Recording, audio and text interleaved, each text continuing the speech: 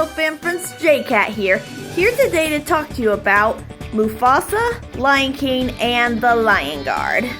Now, it is probably true that Mufasa and Scar came from that family that adopted Mufasa from that other family that was probably strays. But maybe by royal blood, lions were just naturally kings, and that's what this story's about. Going to a magical land known as the Pride Lands, or Malele as they called it in Mufasa. Now true, the family of Scar had problem with white lions who killed them and went after what was going to be the heir to his throne. But it turns out later on Mufasa would start his own heirs, his own pride, and technically he'd become the king, making Scar very jealous.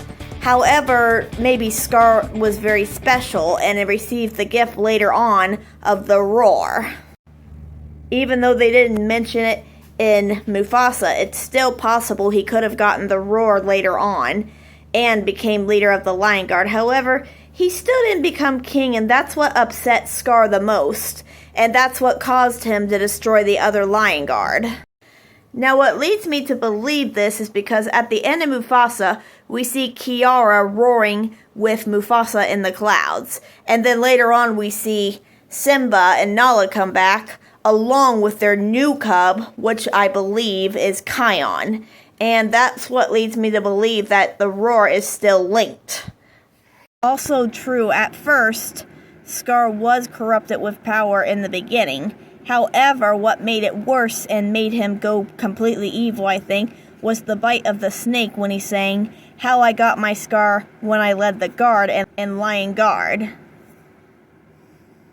which caused his mind to go completely corrupt and be completely corrupted by the anger and greed that was already there, causing him to go evil.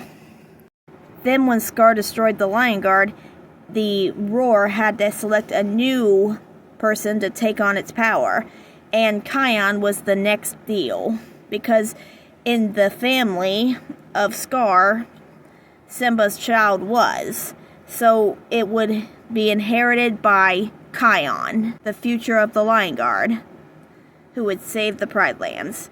May the Force be with you, my dear fellow fan friends. Until next time.